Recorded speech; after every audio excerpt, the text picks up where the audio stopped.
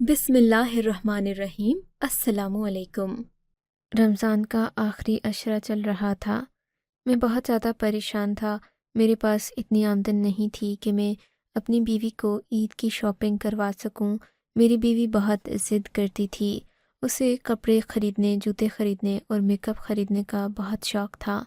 मैं हर वक्त उसके पीछे लट्टू बना फिरता रहता था। आज मैं ऑफ़िस से आया तो मेरा जहन पहले ही उलझा हुआ था।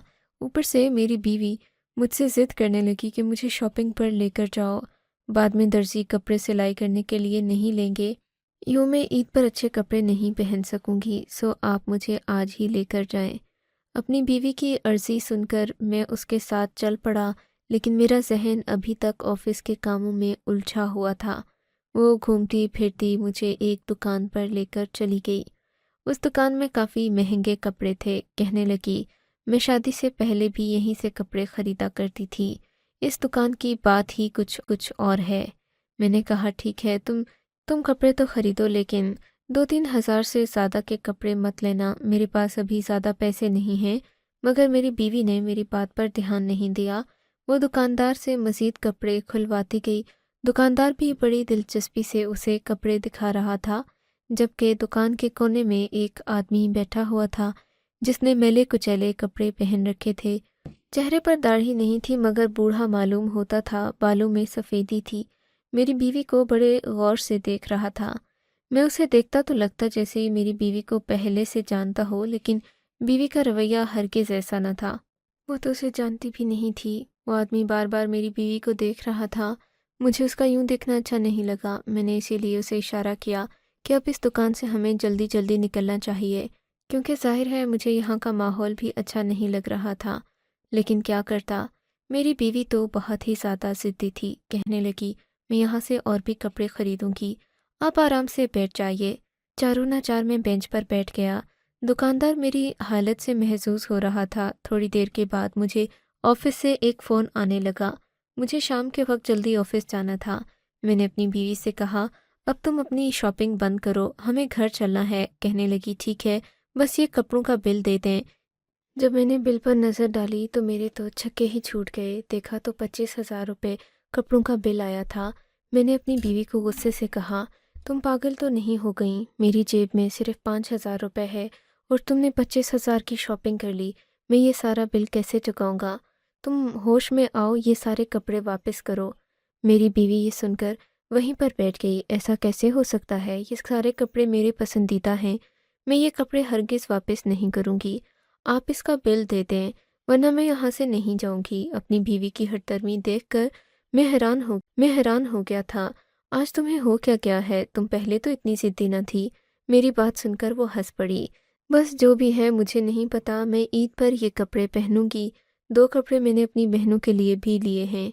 अपनी बीवी की ये बात सुनकर मुझे उस पर मज़ीद गुस्सा आने लगा। सोचा भी नहीं था वो इतनी हठधर्म, ज़िद्दी और बागी निकलेगी। नहीं लेकर दूंगा ये कपड़े, चलो घर चलो। मैंने उसका बाजू पकड़कर उसे उठाने की कोशिश की, पर बीवी ने वहीं पर तमाशा खड़ा कर दिया। तुम मुझे ज़बरदस्ती नहीं लेकर जा सकते। ये कपड़े लो, वरना मैं यहीं बैठूंगी। दुकानदार तो अब बाकायदा इस बात पर लुत्फानंदोज़ हो रहे थे। मुझे बड़ा अजीब लग रहा था। मैंने बीवी को बहुत बार समझाने की कोशिश की, पर उसने मुझ पर चीखना चिल्लाना शुरू कर दिया। अरे, तुमसे कभी कुछ नहीं हुआ। मैंने तुमसे आज तक मांगा ही क्या है? कपड़ों के 2-4 जोड़े क्या ले लिए? तुम्हारा रंग पीला पड़ गया। बीवी की बदतमीजी मुझसे बर्दाश्त न हुई। मैंने उसे थप्पड़ दे मारा। बीवी ने मुझे गालियां देना शुरू कर दी। पूरे बाजार में तमाशा लग गया था। मैं मुअज़्ज़िज़ इंसान था, ऐसा तमाशा कभी नहीं हुआ था। मैं बीवी को घसीटता तो भी तमाशा लगता। तब मैंने अपनी बीवी के मुंह पर थप्पड़ मारा, लेकिन अब वो मेरे साथ दस्तों गिरेबां हो गई। गुस्से में मेरे मुंह से तलाक का लफ्ज़ निकल गया। वो जहाँ खड़ी थी वहीं पर साकित हो गई। मैं भी फटी फटी आंखों से उसे देखने लगा था। हमारी तलाक हो गई थी। इतना मजबूत रिश्ता चंद लम्हों में टूट गया था। मेरी बीवी की आंखों में आंसू, नदामत, बहुत कुछ था। शायद उसे अंदाज़ा नहीं था कि मैं ऐसा कर लूँगा, लेकिन हम दोनों ही गुस्से के बहुत तेज़ थे। तलाक वाक़ई हो चुकी थी। मेरा जिस्म कांप रहा था। मैं सोच भी नहीं सकता था कि मैं एक पल में अपनी बीवी से इस तरह जुदा हो जाऊंगा। मेरी बीवी ने मुझे नफ़रत भरी नज़र से देखा اور کہنے لگی، میں سوچ بھی نہیں سکتی تھی کہ تم اتنے کمزور نکلو گے، اب تمہارا مجھ پر کوئی حق نہیں، مجھے یہاں سے اپنے اماں ابا کے گھر جانا ہوگا۔ میں نے کہا، دیکھو جو بھی ہوا وہ ہمارے بیچ ہے، اب ہمیں اس طرح بیچ بازار میں کھڑے ہو کر لڑنا نہیں چاہیے، گھر چل کر بات کرتے ہیں، جو بھی ہوگا ہم گھر جا کر دیکھیں گے۔ بیچ بازار میں سب لوگوں کو یہ بات معلوم ہو چکی تھی کہ ایک آدمی نے کپڑوں کی وجہ سے اپنی بیوی کو طلاق دے دی ہے، اور اب یہ بات خفیہ نہیں رہی تھی۔ اگر طلاق چار دیواری کے درمیان ہوتی تو بات اور تھی، کسی کو پتہ نہیں چلتا، لیکن اب پورے بازار کو معلوم ہو چکا تھا، سب ہمارا تماشا دیکھ چکے تھے۔ میں نے اپنی بیوی سے کہا، مزید یہاں کھڑے ہو کر وہ ہم دونوں کا تماشا لگوائے گی۔ ویسے بھی اب وہ نرم پڑ چکی تھی۔ ہم دونوں گاڑی میں بیٹھے، دونوں کی آنکھوں میں آنسو تھے۔ ہم گھر کیسے پہنچے پتہ نہیں چلا۔ ثانیہ کا تو رو رو کر برا حال تھا، میں اسے تسلی بھی نہیں دے پا رہا تھا۔ کرتے کرتے ہمارا گھر آ گیا۔ گھر جا کر اس نے بند کر لیا۔ میں اپنے کمرے میں آ گیا۔ میرا دل پوری طرح ٹوٹ چکا تھا۔ پتہ نہیں ایک کمزور لمحے نے ہمیں کیسے الگ کر دیا تھا۔ ہم دونوں ایک دوسرے سے بہت محبت کرتے تھے۔ مجھے ابھی بھی دکانداروں کی باتیں تیر کی طرح دل میں چبھ رہی تھیں۔ ایک دکاندار نے یہ بھی کہا کہ اب تو یہ دونوں ایک دوسرے پر حرام ہو گئے ہیں، ان دونوں کو ایک ساتھ گھر نہیں جانا چاہیے۔ کسی نے کچھ کہا تو کسی نے کوئی بات کہی۔ ہم دونوں کا تماشا بن چکا تھا۔ ابھی تک میں نے اپنی بیوی کے میکے والوں کو اس بات کا نہیں بتایا تھا، کیونکہ ہم ہرگز نہیں چاہتے تھے کہ ہمارے درمیان زمانہ آئے اور ہم ایک بار پھر سے الگ ہو جائیں۔ دونوں کی شادی بھی محبت کی تھی۔ میری بیوی کے گھر والے کیا سوچتے کہ میں کتنا کم ظرف انسان ہوں جس نے ان کی بیٹی کو دنوں میں ہی گھر سے بھگا دیا۔ میں اور میری بیوی ساری رات روتے رہے تھے۔ ہمارے دلوں میں پرانی یادیں بھی تھیں اور آنے والے وقت کا خوف بھی۔ صبح کے 8 بجے میری بیوی نے دروازے پر ہلکی سی دستک دی۔ میں نے دروازہ کھولا۔ میری بیوی سامنے ایک شاپر لے کر کھڑی تھی۔ یہ کیا ہے؟ میں نے پوچھا۔ ہم کل اپنی ہڑبڑی میں یہ تو بھول ہی گئے کہ اس دکاندار کو 25,000 روپے نہیں دیے تھے، اور وہ سارے کپڑے میں اپنے ساتھ لے آئی تھی۔ دکاندار کو تو یہ بھی لگ رہا ہوگا کہ ہم آپس میں میاں بیوی ہی نہیں ہیں، ہم نے طلاق کا ڈرامہ کیا تاکہ اس کے کپڑے لے کر دکان سے فرار ہو سکیں۔ بیوی کی بات میرے ذہن پر ہتھوڑے کی طرح لگی۔ اوہو، یہ تو میں نے سوچا ہی نہیں تھا۔ میں نے شاپر اپنے پاس لے کر دیکھتے ہوئے کہا، اس کے اندر کپڑے تھے جن کپڑوں کی وجہ سے ہماری طلاق ہوئی تھی۔ دل تو چاہتا ہے یہ کپڑے جلا دوں، ان کی وجہ سے ہم ایک دوسرے سے دور ہوئے ہیں۔ ہاں، لیکن فی الحال تم جاؤ اور اسے جا کر یہ کپڑے دے آؤ۔ میری بیوی نے بات تو کہہ دی تھی، لیکن میرے لیے اس دکان پر جانا دوبارہ اتنا آسان نہیں تھا۔ میں پریشان بھی تھا اور شرمندہ بھی کیسے کروں گا جو یہ سوچیں گے کہ کپڑوں کی خاطر اس نے اپنی بیوی کو طلاق دے دی۔ میں وہاں پر پہنچ ہی گیا تھا۔ دکاندار کو میں نے شاپر دیا، کہا کہ میرے پاس پیسے تو کل بھی نہیں تھے، انہی پیسوں کی وجہ سے ہماری طلاق ہوئی اور آج بھی نہیں ہے، اس لیے تم کپڑے واپس رکھ لو اور مجھے معاف کر دو، میں تمہارا بل نہیں دے سکتا۔ دکاندار میری بات سن کر بولا، ارے بھائی، تم پریشان کیوں ہوتے ہو؟ بیٹھو، چائے پانی پی کر جانا، تمہارے لیے کچھ منگواتا ہوں، اور ویسے بھی اب تو تمہاری اپنی بیوی سے طلاق ہو گئی ہے، میں تمہارا درد سمجھ سکتا ہوں، اسی لیے تھوڑی دیر یہیں پر بیٹھ جاؤ، میں تمہارے لیے کوئی چائے پانی منگواتا ہوں۔ مجھے اس دکاندار پر غصہ آ رہا تھا، لیکن میں کیا کرتا؟ گھر جاتا بھی تو گھر میں ایک عجیب سی وحشت، ایک عجیب سا سناٹا تھا جسے میں چاہ کر بھی توڑ نہیں سکتا تھا کہ میری بیوی جو کل تک میری ہمسفر، میری شریک حیات تھی، اب وہ میرے لیے غیر محرم ہو چکی تھی۔ اس آدمی نے مجھے اپنی دکان پر بٹھا لیا، ٹھیک ہو چکا تھا۔ میں آپ کو اس مسئلے کا ایک حل بتا سکتا ہوں جس سے نہ آپ کی بدنامی ہوگی، نہ آپ کو رسوائی کا سامنا کرنا پڑے گا، اور آپ واپس اپنی بیوی کے لیے حق حلال کے ہو جائیں گے۔ آدمی کی بات سن کر میں چونک پڑا۔ میں نے ادھر ادھر دیکھا کہ کسی نے یہ بات سنی تو نہیں۔ کیا کہہ رہے ہو؟ تم کوئی مفتی تھوڑی ہو؟ میں نے کہا، ہاں میں مفتی نہیں ہوں، لیکن میرے ابا عالم دین تھے، مجھے ہر ایک معاملے کا علم ہے، اور میں یہ بھی جانتا ہوں کہ طلاق کی صورت میں میاں بیوی اگر پھر ایک ساتھ رہنا چاہیں تو انہیں کیا کرنا پڑتا ہے۔ میں اس کی بات سن کر واقعی میں پر امید ہو گیا تھا۔ میرا سارا غصہ اتر چکا تھا۔ کل سے میرے دل میں جو غلط فہمیاں اس شخص کے بارے میں تھیں وہ یکدم صاف ہو گئیں۔ کیا تم واقعی میری مدد کر سکتے ہو؟ میں نے تو بس یہی جانتا ہوں کہ جب طلاق ہو جاتی ہے تو میاں بیوی ایک دوسرے کے ساتھ کبھی نہیں رہ سکتے، چاہے وہ جتنا بھی چاہیں۔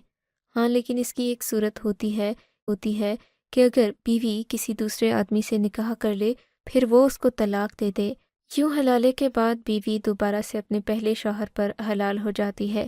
یہ سن کر میری امید بھی جاگی تھی اور میں پریشان بھی ہو گیا تھا۔ ارے بھائی، پریشان کیوں ہو رہے ہو؟ حلالہ اسی لیے کیا جاتا ہے تاکہ جو لوگ ایک دوسرے سے غصے اور جلد بازی کی وجہ سے جدا ہو گئے دوبارہ آپس میں مل سکیں، اور حلالہ تو اللہ کی طرف سے مرد کے لیے ایک سزا ہے کہ وہ اپنے غصے کی قیمت چکاتا ہے۔ میں ایسا نہیں کر سکتا، میں اپنی بیوی کو کسی اور کے ساتھ نہیں دیکھ سکتا۔ میری بات سن کر وہ ہنس پڑا۔ اچھا، اگر ایسا نہیں ہوگا تو پھر کچھ اور ہو جائے گا، تمہاری بیوی تمہارے ساتھ کب تک یوں رہے گی؟ کل کو یہ بات کسی نہ کسی خاندان والے کو بھی پتہ چل جائے گی، پھر تم کس کس کو وضاحت دیتے پھرو گے کہ یہ سب غصے میں ہوا؟ طلاق غصے میں بھی ہو تو وہ واقع ہو جاتی ہے، اس لیے اب تمہیں شرعی قوانین کو مد نظر رکھ کر اپنی بیوی کا نکاح خود کروانا پڑے گا۔ اگر تم نہیں کرو گے، کل کو اس کے میکے والوں کو پتہ چلا تو وہ یہ کام خود کر دیں گے، اور پھر بیوی بھی تمہارے ہاتھ سے ہمیشہ کے لیے نکل جائے گی، تم ہمیشہ کے لیے اس سے الگ ہو جاؤ گے۔ تمہیں تو پتہ ہے جب میکے والوں کو یہ پتہ چلے گا کہ تم نے ان کی بیٹی کو طلاق دی ہے تو ان پر کتنا برا اثر پڑے گا۔ یہ سن کر میں خاموش ہو گیا تھا۔ بات تو واقعی میں اس کی صحیح تھی۔ میں نے بھی سوچ لیا تھا کہ اب میں جذباتیت سے کام نہیں لوں گا، بلکہ میں اپنی بیوی کے لیے اسے دوبارہ حاصل کرنے کی خاطر یہ کڑوا گھونٹ بھی برداشت کر لوں گا، لیکن اس سے پہلے مجھے اپنی بیوی سے پوچھنا ہوگا اور ایسا کوئی قابل بھروسہ آدمی بھی ڈھونڈنا ہوگا جو کہ ہم پر بھروسہ کرے اور ہم اس پر کر سکیں۔ میں نے دکاندار کا شکریہ ادا کیا، کہنے لگا بھائی برا نہ مانو تو میں تمہیں ایک مشورہ دوں گا۔ جی ضرور، تم میرے بھائیوں جیسے ہو۔ اس نے میری آنکھوں میں آنکھیں ڈال کر کے وہ میرا اصلی حقیقی بھائی ہو، اس نے میری مشکل آسان کر دی تھی۔ بات دراصل یہ ہے کہ میں تمہارے بھلے کے لیے خود کو اس نکاح کے لیے پیش کرنا چاہتا ہوں۔ مجھے دکاندار کی نیت پر ایک لمحے کو شک ہوا، لیکن اگلی بات جو اس نے کی تھی اس نے مجھے حیران کر دیا، سوچ میں بھی ڈال دیا۔ گھر چل کر تم میری ماں سے مل سکتے ہو۔ میری ماں بستر مرگ پر ہے، میری ابھی تک شادی نہیں ہوئی۔ ڈاکٹر نے کہا ہے کہ میری ماں صرف 15-20 دن زندہ رہے گی۔ میری ماں کی شدید خواہش ہے کہ میں شادی کر لوں، جبکہ میں ابھی شادی کے جھنجٹ میں پڑنا نہیں چاہتا۔ میں کسی اور عورت کو پسند کرتا ہوں۔ ابھی اس کے گھر والے نہیں مان رہے، مجھے ان کو مناتے ہوئے 1 سال لگ جائے گا۔ بیمار ماں کے ہوتے ہوئے وہ مجھے رشتہ ہرگز نہیں دیں گے۔ ایسے میں اگر میں تمہاری بیوی سے نکاح کر لوں گا، ان کو یہ لگے گا کہ میں نے ان کی خواہش پوری کر دی ہے، تو وہ آسانی سے مر سکیں گی۔ مجھے اپنی ماں کی قسم، میں جھوٹ نہیں بول رہا۔ اس آدمی کی بات سن کر مجھے لگا کہ میری تو واقعی میں بہت بڑی مشکل آسان ہو گئی ہے۔ وہ کسی اور کو پسند کرتا تھا، اپنی ماں کو صرف دکھانے کی خاطر یہ شادی کرنا چاہتا تھا، تو اس میں برا ہی کیا ہے؟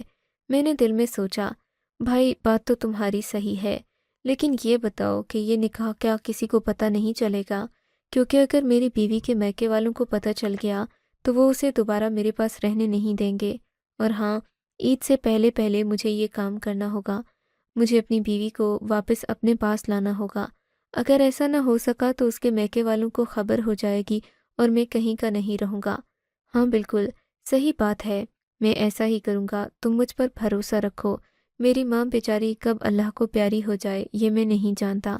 میں تو اپنی ماں کی آخری خواہش پوری کرنا چاہتا ہوں، اور اتنے کم وقت میں کوئی مجھے اپنی بیٹی نہیں دے گا، وہ بھی صرف اس لیے کہ میری ماں کی یہ آخری خواہش ہے۔ تم سمجھ گئے ہو نا؟ اس آدمی کی باتیں سن کر مجھے بہت احساس ہوا۔ میں نے سوچ لیا تھا کہ میں اپنی بیوی کو اسی آدمی سے نکاح کرنے کا کہہ دوں گا، اور کم از کم اس طرح ہم دوبارہ ایک ساتھ تو ہو سکیں گے۔ دکاندار نے مجھ سے وعدہ کیا کہ وہ عید سے پہلے میری بیوی کو طلاق دے دے گا اور اپنی ماں کو یہ کہے گا کہ اس کی بہو اپنے میکے گئی ہے عید گزارنے۔ یہ بات سب سے بہترین تھی، اس طرح کسی کو پتہ بھی نہ چلتا کہ ہمارے بیچ میں کیا ہوا ہے، اور میرا کام بھی ہو جاتا۔ میں گھر آیا، میری بیوی نے دروازہ کھولا، مجھ سے سلام بھی نہیں کیا اور اندر چلی گئی۔ ظاہر ہے ہمارے درمیان اب یہ فاصلہ تو ہونا ہی تھا۔ میں اس کے پیچھے پیچھے آیا۔ مجھے معاف کر دو ثانیہ، مجھ سے بہت بڑی غلطی ہو گئی، لیکن دیکھو ایک خوشخبری ہے، میں نے اسے روکا۔ خوشخبری، تمہیں مذاق سوچ رہا ہے، ہماری طلاق ہو گئی ہے، ہم ایک دوسرے سے الگ ہو گئے ہیں اور تمہیں خوشخبری سوچ رہی ہے۔ نہیں نہیں، ہم ایک ساتھ دوبارہ، اور یہ بات میں نے بہت تفصیل سے ایک آدمی سے کی ہے۔ میں نے اپنی بیوی کو بتایا تو اس کی آنکھوں میں بھی ہلکی سی چمک لوٹ آئی تھی۔ وہ کیسے؟ وہ یہ کہ اگر تم چاہو، اگر تم اجازت دو تو میں کچھ دن کے لیے تمہارا نکاح ایک آدمی سے کروا دوں گا، عید سے پہلے وہ تمہیں طلاق دے دے گا اور پھر تم میری ہو جاؤ گی، ہم دوبارہ سے نکاح کر لیں گے، محبت پہلے سے زیادہ مضبوط ہو جائے گی۔ میری بات سن کر وہ رونے لگی۔ تم پاگل تو نہیں ہو گئے؟ کیسی باتیں کر رہے ہو؟ میں نے آج تک تمہارے علاوہ کسی کا سایہ بھی خود پر نہیں پڑنے دیا۔ میں کسی اور سے نکاح کیسے کر لوں؟ اسے شوہر والے حقوق کیسے دے دوں؟ یہ تو میرے لیے مرنے کے برابر ہے۔ میں ایسا سوچ بھی نہیں سکتی۔ خدا کے لیے مجھے مار دو لیکن ایسی بات نہ کرو۔ میں اپنی بیوی کی وفاداری پر بہت پریشان ہو گیا تھا۔ وہ بہت وفادار تھی، میرے علاوہ کسی کا نہیں سوچ سکتی تھی، لیکن اس وقت ہمارے پاس اور کوئی حل بھی نہیں تھا۔ بڑی مشکل سے میں نے اپنی بیوی کو منایا۔ میری بیوی میری محبت کی خاطر مان تو گئی تھی، لیکن اس کی آنکھوں میں آنسو تھے۔ کہنے لگی، تم نے میری محبت کو پامال کیا ہے۔ ہم دونوں ہی ایک دوسرے کے سامنے بیٹھے رو رہے تھے، پر ستم ظریفی تو یہ تھی کہ دونوں ایک دوسرے کے آنسو بھی نہیں پہنچ سکتے تھے۔ صبح مجھے اس دکاندار کے پاس جانا تھا۔ میری بیوی بھی تیار تھی، اس نے خود کو برقعے میں ڈھانپ لیا تھا۔ آج اس نے اپنی پہچان بھی چھپا دی تھی۔ ہم دکان پر پہنچے۔ میں نے اسے کہا کہ بھائی، میری بیوی تمہارے ساتھ نکاح کرنے پر راضی ہے، لیکن تم وعدہ کرو کہ تم عید سے پہلے اسے طلاق دے دو گے، چاہے تمہاری ماں اس امر پر راضی ہو یا نہ ہو۔ تو اس نے وعدہ کیا، قسم کھائی اپنی ماں کی اور کہا کہ وہ ایسا ہی کرے گا۔ پھر وہ آدمی ہمیں لے کر ایک مسجد میں گیا۔ میں نے اپنی بیوی کو طلاق دے دی تھی، اس لیے میں خاموش بس ایک گواہ کی صورت میں بیٹھا رہا۔ میرے سامنے وہ کسی اور کے عقد میں چلی گئی۔ باہر ایک اور گاڑی کھڑی تھی، جاتے ہوئے ہم تھے، لیکن واپسی پر وہ آدمی میری بیوی کو لے کر چلا گیا۔ اب میری بیوی کسی اور کی ہو چکی تھی۔ میرا دل بری طرح گھبرا رہا تھا۔ اتنی بے چینی، اتنی پریشانی آج تک میں نے کبھی نہیں دیکھی تھی۔ میرا ذہن بہت بری سوچوں میں پھنسا ہوا تھا۔ گھر پہنچا تو مجھے تیز بخار ہو چکا تھا۔ گھر جا کر خیال رکھنے والا بھی کوئی نہیں تھا۔ میں نے خود ہی بازار سے کھانا منگوا کر کھا لیا اور سونے کے لیے لیٹ گیا، پر مجھے نیند نہیں آ رہی تھی۔ میں ساری رات جاگتا رہا۔ وہ رات میں نے کانٹوں پر گزاری۔ آج مجھے احساس ہو رہا تھا کہ وہ عورتیں جن کے شوہر دوسری شادی کر لیتے ہیں، انہیں کیسا محسوس ہوتا ہوگا۔ وہ تو پل پل مرتی ہوں گی۔ بڑی مشکل سے صبح ہوئی۔ میں اس آدمی کی دکان پر پہنچا، لیکن اس کی دکان بند تھی۔ میں نہ جانے کیوں اس سے بات کرنا چاہتا تھا، پر ظاہر ہے اس کا بھی نکاح ہوا تھا۔ اس نے خاندان والوں کو بھی تو کوئی نہ کوئی جواب دینا تھا۔ اگر وہ دوسرے دن ہی دکان پر آ جاتا تو عجیب سی بات لگتی، اسی لیے میں اپنے دل کو تسلی دی اور پھر واپس اپنے گھر آ گیا۔ تنہائی میں وقت گزر رہا تھا، پریشانی تھی کہ بڑھتی ہی جا رہی تھی۔ رمضان میں نے کیسے کاٹا یہ میں ہی جانتا ہوں۔ میں اعتکاف کرنے کے لیے مسجد میں بھی چلا گیا، وہاں بھی دل نہ لگا۔ 2 دن بعد واپس اٹھ کر گھر آ گیا۔ میں رو رہا تھا، دل میں عجیب عجیب خیال آ رہے تھے۔ پھر عید سے 1 دن پہلے میں اسی دکاندار کی دکان پر گیا۔ میں نے اس سے کوئی بھی معلومات نہیں لی تھی، بس اس کا نام اور پتہ معلوم تھا، مگر وہاں ایک اور آدمی بیٹھا ہوا تھا۔ جی آپ کون ہیں؟ اس نے مجھ سے پوچھا۔ میں نے اسے ساری بات بتائی۔ میری بات سن کر اس کے کان کھڑے ہو گئے۔ یہ کیسی باتیں کر رہے ہو؟ ایسا کیسے ہو سکتا ہے کہ مالک نے تمہاری بیوی سے نکاح کیا ہو؟ کوئی اور بات ہوگی۔ تم خواہ کے الزام مت لگاؤ ان پر، وہ ایسے انسان نہیں ہیں۔ ان کی والدہ تو صحت یاب ہیں، اچھی بھلی ہیں، انہیں کوئی مسئلہ نہیں ہے۔ یہ سن کر میرا دماغ گھوم گیا۔ تو کیا اس آدمی نے مجھ سے جھوٹ بولا؟ میں سوچ بھی نہیں سکتا تھا وہ آدمی میرے ساتھ اتنا بڑا دھوکہ کرے گا۔ بڑی مشکل سے میں اس کے گھر پہنچا۔ بات مجبوراً اپنی بیوی کے گھر والوں کو بھی بتانی پڑی۔ انہوں نے مجھے الگ لان تان کی، لیکن جب ہم دکاندار کے گھر پہنچے تو ایک عجیب ہی منظر دیکھنے کو ملا۔ میری بیوی اس کے پہلو میں خوش باش کھڑی تھی۔ کہنے لگی، میں اپنے نئے شوہر کے ساتھ خوش ہوں، مجھے اس سے طلاق نہیں چاہیے۔ اس نے مجھے بہت خوش رکھا ہے، میری ہر ضرورت کو پورا کیا ہے، مجھے عزت دی ہے، میری مرضی کے بغیر کچھ نہیں کیا۔ میں اس پاگل انسان کے ساتھ نہیں رہ سکتی جس نے 25,000 کے جوڑوں کے پیچھے مجھے طلاق دے دی۔ میں کوئی کھلونا نہیں ہوں، کل کو یہ مجھے دوبارہ طلاق دے گا تو پھر کیا ہوگا؟ اپنی بیوی کی باتیں میرے دل پر کسی ہتھوڑے اور تیر کی طرح لگ رہی تھیں۔ سوچ نہیں سکتا تھا کہ میری بیوی بھی ایسی نکلے کہ میری بیوی نے میرے ساتھ صحیح کیا یا غلطی میری ہے۔ آپ کی رائے شاید میرے دل کو تھوڑا سا سکون دے دے۔ مجھے اپنی رائے سے ضرور آگاہ کیجیے گا۔ آپ کو اگر یہ کہانی اچھی لگی ہے تو اس ویڈیو کو لائک کیجیے اور اس طرح کی مزید کہانیاں سننے کے لیے ہمارے چینل کو ضرور سبسکرائب کیجیے۔ کہانی سننے کا شکریہ۔ آپ سے ملاقات ہوگی اگلی ویڈیو میں، تب تک کے لیے اللہ حافظ۔